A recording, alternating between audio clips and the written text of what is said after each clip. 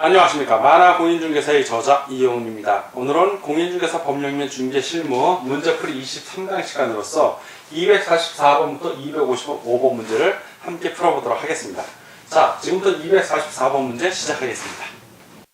관련된 판례의 내용 중 옳은 것은 자, 1번 무등록 중개업자의 중개행위가 부동산 컨설팅 행위에 부수하여 이루어진 경우는 중개업에 해당하지 않는다. 역시 중개행위 한 겁니다. 해당됩니다. 틀렸고요. 2번 중개업자가 중개은행으로부터 수수료 명목으로 법정 한도를 초과하는 강제수표를 교부받았으나 그 후에 부도 처리된 경우는 중개업자의 금지에 해당되지 않는다. 상관없이 해당이 되는 겁니다. 그 후에 부도 처리된 거지 받는 순간에는 초과했기 때문에 해당이 되는 겁니다. X 3. 중간 생략 등기 방법으로 단기 전매하여 각종 세금을 부탄하는 것을 알고도 이에 동조하여 전매를 중개한 경우 결과적으로 전매차에 프리미엄을 올리지 못하였더라도 부동산 투기를 주장한 행위에 해당됩니다. 정확하게 판례의 내용을 얘기하고 있습니다. 자, 중개보조원이 고의 또는 과실로 거래 당사자에게 손해를 입힌 경우는 그 중개보조원을 고용한 중개업자만이 손해배상을 책임을 진다. 이상하죠? 중개보조원과 중개업자가 같이 책임을 지는 겁니다. 같이. 자, 틀렸고요. 이거 많이 틀린 겁니다. 공인중개사가 실질적으로 무자격자로 하여금 자기 명의로 공인중개사 업무를 수행하도록 하였더라도 스스로 몇 번의 중개업무를 직접 수행하는 경우는 자격증 대회에 해당되지 않는다가 아니라 해당됩니다. 이미 명의로 공인중개사 업무를 수행하도록 하였기 때문에 X, 다 X고 하나만으로 옳은 것이니까 244번은 3번이 정답이 되겠습니다. 다음 245번 문제를 같이 풀어보도록 하겠습니다. 245번 공인중개사법상 중개업자에 대한 벌칙이 적용된 예에 대한 설명 중 틀린 것은 1. 중개사무소 개설 등록을 하지 아니하고 중개업을 한 중개업자가 1천만 원의 벌금형을 받았다. 즉 이게 맞냐 틀리냐 3년 이하의 징역 또는 2천만 원 이하의 벌금이니까 2천만 원 이하 맞죠? 1천만 원 해당됩니다. 두 번째, 중개업자가 중개사무소 이전 신고 의무 위반으로 30만 원 이하의 과태료 처분받았다. 이전 신고 의무 위반은 100만 원 이하입니다. 100만 원 이하 과태료. 자, 30만 원 해당이 되죠. 3. 공인중개사협회가 공제사업 운영실적 공시 의무 위반으로 500만 원 이하의 과태료입니다. 근데 300만 원이니까 500만 원 이하 맞죠? 해당됩니다. 4. 다른 사람에게 자기의 성명을 사용하여 중개 업무를 한 중개업자가 1,200만 원의 벌금형을 받았다. 이런 경우에는 1천만 원 이하입니다. 1천만 원 이하. 그런데 1,200인가 초과했죠? 이건 틀린 겁니다. 5. 중개은행과 직접 거래했다는 이유로 중개업자가 1,500만 원의 벌금형을 받았다. 이런 경우는 3년 이하의 징역 또는 2천만 원 이하이기 때문에 1,500만 원도 벌금을 받을 수 있습니다. 다 오고 하나만 X. 자, 틀린 것을 구하니까 245번은 4번이 되겠습니다. 다음 246번 문제를 같이 보도록 하겠습니다. 246번. 다음 중 100만원 이하의 과태료 부과 대상이 아닌 것은 그럼 과태료 100만원 이하 과태료 부과 대상인 걸 알면 되겠죠. 자, 제가 여러분들과 공부할 때 개명 전후 손자 등이라는 게 있었어요.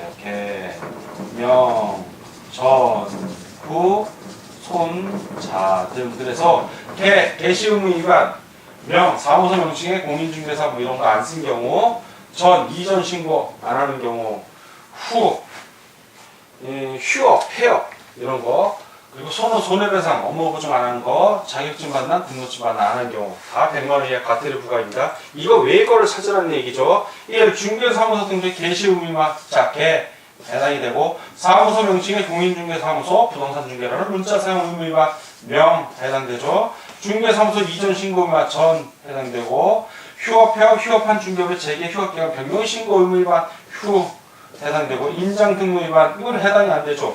인장 등록 위반 같은 경우에는 이건 업무 정지 처분 사유만 해당될 뿐 과태료 처분하고 상관이 없습니다. X 다 오고 하나만 X 아닌 걸 고르니까 246번은 5번이 정답이 되겠습니다.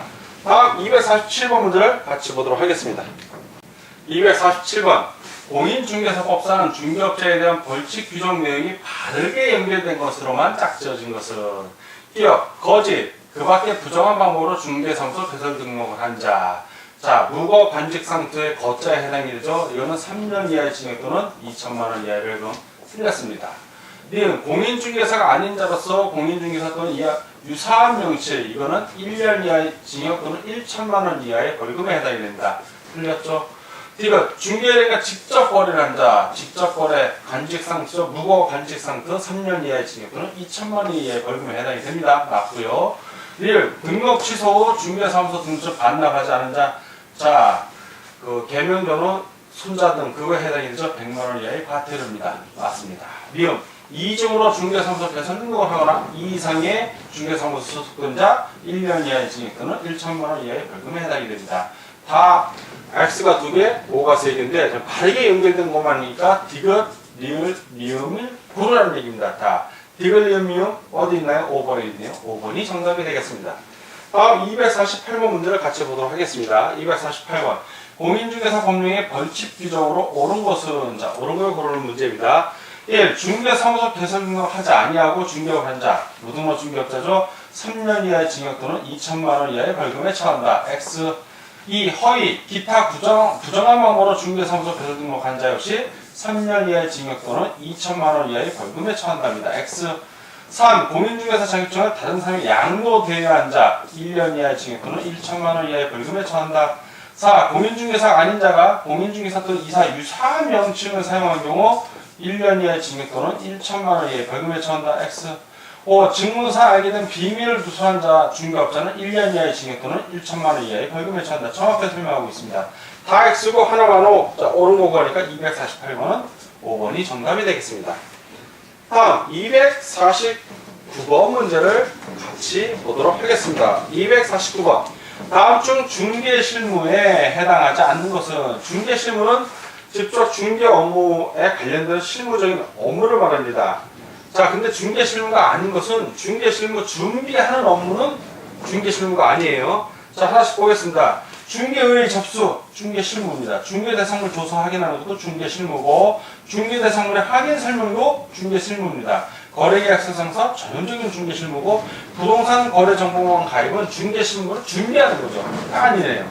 부동산 거래 정보망에 가입한 후에 거래 정보망에 중개 대상물 정보를 공개하는 것은 중개 실무지만 단순히 부동산 거래 정보망 가입은 중개 실무에 해당이 하지 않습니다. 자, 다 오고 하나만 X 않는 것을 구하니까 249번은 5번이 정답이 되겠습니다. 다음 250번 문제를 같이 보도록 하겠습니다. 250번. 법률상 공시방법이 확립되어 있지 않은 것은, 그러니까 이거는 관습법에 의한 공시방법이 있는 걸 고르라는 얘기죠. 자, 1. 분묘에 대한 지상권. 자, 분묘에 대한 지상권은 법률상 인정되는 게 아니라 판례에서 관습적으로 인정이 되는 겁니다. 본군이 공시 역할을 하지 법에 따로 등기 등록을 할 수가 없습니다. 자, 바로 이거네. 그럼 법률상 공시방법이 확립되어 있지 않는 겁니다. 관습법상 공시 방법이 있는 거지. 이 수목의 집단에 의한 저당권. 자, 이거는 그 임목에 관한 법률 제8조에 나와 있는 거고, 건물의 일부에 대한 소유권, 건물의 일부에 대한 전세권, 토지상의 공간에 대한 지상권, 이런 거 소유권, 전세권, 지상권 다 어디 나온다? 민법에, 물권법에 나오는 거죠. 자, 그러니까 지금 법률상 공시가 확립되어 있지 않은 것은 1번, 분묘에 대한 지상권이 정답이 되겠습니다. 다음 251번입니다. 251번. 중개업자의 중개행위에 대한 설명 중 틀린 것은 1. 등기부에 가압류, 가처분 등기가 있는 경우에는 반드시 확인해야 한다. 그렇죠. 2번. 동일 지번 내의 토지 건물이더라도 토지 등기부와 건물 등기부를 각각 확인해야 한다. 맞습니다. 3번. 등기를 하지 않아도 되거나 등기할 수 없는 권리는 현장 답사와 탐문을 통해 조사한다. 맞고요. 4번. 가등기, 가처분이 되어 있는 부동산은 원칙적으로 중개가 불가능하다. 아주 원칙적으로는 중개 가능합니다. 가등기, 가처분에 대한 안정성, 권리의 안정성 여부만 확인하면 되는 거죠. X. 5. 근저당권이 설정된 경우 채권의 최고액을 조사 확인하여 중개 의뢰인에게 설명해야 한다. 맞습니다. 다 오고 하나만 X 틀린 걸 고르니까 251번은 4번이 정답이 되겠습니다. 다음 문제를 보겠습니다. 252번. 부동산의 셀링 포인트.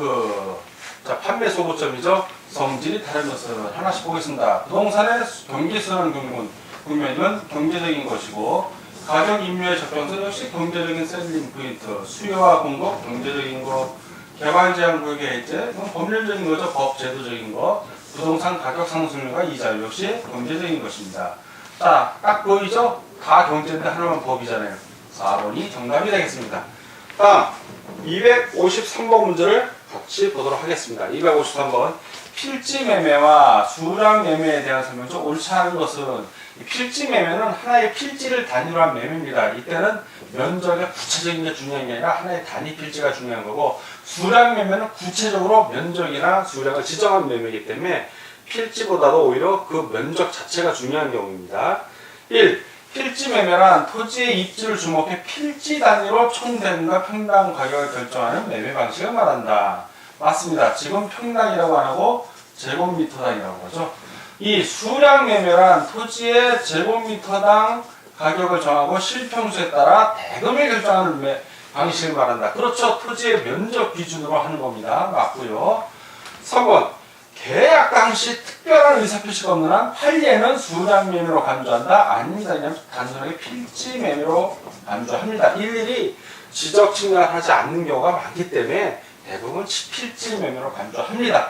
자, 이거 틀렸고요. 4. 토지의 면적이 부족한 경우 가액이 인정되는 매매 방식은 수량 지정 매매 방식이죠. 필지 매매에서는 가액이 인정 안 됩니다. 맞고요. 공부상의 면적과 실제 면적이 다를 경우는 실제 면적에 의하여 거래하고 등기부와 대장의 면적이 다를 때는 대장의 면적에 의하여 거래하는 것이 원칙이다. 정확하게 설명하고 있습니다.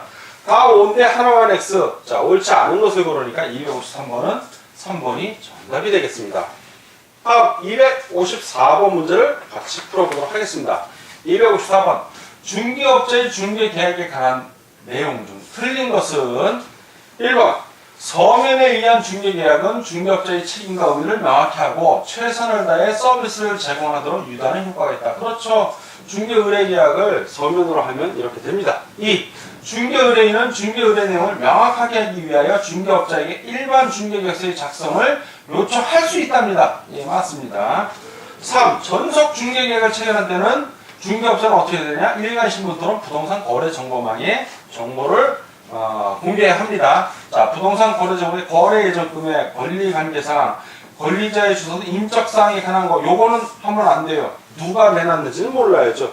물론 부동산 거래 정보망에 권리 관계, 주소 이런 건 나올 수 있지만 권리자의 주소, 권리자의 성명이 나오면 안 되죠. 매매 대상물, 목적, 부동산에 대한 건 나와도 되지만 권리자의 주소, 성명 등 인적사항에 관한 정보는 제공하면 안 됩니다. 중개대상물의 종류 이런 건 공개해도 됩니다. 자, 틀렸죠? 권리자의 주소, 성명 등 인적사항을 공개한다고 했으니까. 4. 중개업자는 중개의뢰인과 전속중개계약을 체결할 때는 2주의 1회 이상 업무 처리상을 문서로 통지 맞습니다. 중개의뢰인은 중개업자와 일반 중개계약을 체결하였다 하더라도 중개대상물의 거래에 관한 중개를 다른 중개업자에게도 의뢰를 할 수 있다. 그렇죠. 일반 중개계약은 그렇습니다. 아무에게나 해서 제일 먼저 중개해주는 중개업자가 이 중개수를 가져가는 겁니다. 맞습니다. 다 오고 하나만 해서 틀린 걸 구하니까 254번은 3번이 정답이 되겠습니다. 다음 255번 문제를 같이 풀어보도록 하겠습니다. 255번 공인중개사 법령과 관련한 판례의 내용과 부합하지 않는 것은 1. 부동산을 매수할 자격이 없는 자가 전매 차익을 노려 중개 의뢰함을 알고도 그 전매를 중개한 경우 결과적으로 전매 차익을 올리지 못했다 할지라도 공인중개사의 업무 및 부동산 거래 신고에 관한 법률 소정에 부동산 투기를 조장하는 행위에 해당한다. 맞습니다. 2. 한 개의 중개사무소를 개설 등록한 중개업자가 다른 중개사무소를 두는 경우 그 중개사무소가 건축법상 사무실로 사용하기에 적합한 건물이 아니라 하더라도 중개업을 영위하는 사무소에 해당하는 한 이중사무소 개설에 해당한다. 맞습니다. 이중사무소입니다. 3. 우연한 기회에 단일의 건물 전세 계약에 중개를 하고 수수료를 받은 사실만으로는 알선 중개를 업으로 한 것이라 볼 수는 없다. 그렇죠. 우연한 기회에 단일이니까 맞고요. 4. 중개 수수 약정 중 소정의 한도액을 초과하는 부분은 강행각부에 위반하는 것으로 무효. 그 초과 부분이 무효라는 겁니다. 맞습니다. 중개계약에 따른 중개업자의 확인 설명 의무와 손해배상 의무는 수수료를 지급한 경우에만 해당하는 게 아니라 지급하지 않은 경우에도 해당이 됩니다. 자, 경우에만 해당. 요게 틀렸네요. 중개에 대해 중개업자의 소정의 수를 지급하지 아니하였다면 소멸되지 아니하였어도 이거는 그대로 유효한 겁니다. 자, 5번 질문이 틀렸네요. 다 오고 하나만 해서 않는 것이니까 255번은 5번이 정답이 되겠습니다. 자, 지금까지 공인중개사 법령 및 중개실무 문제풀이 23강 시간이었고 244번 문제부터 255번 문제까지 함께 풀어봤습니다.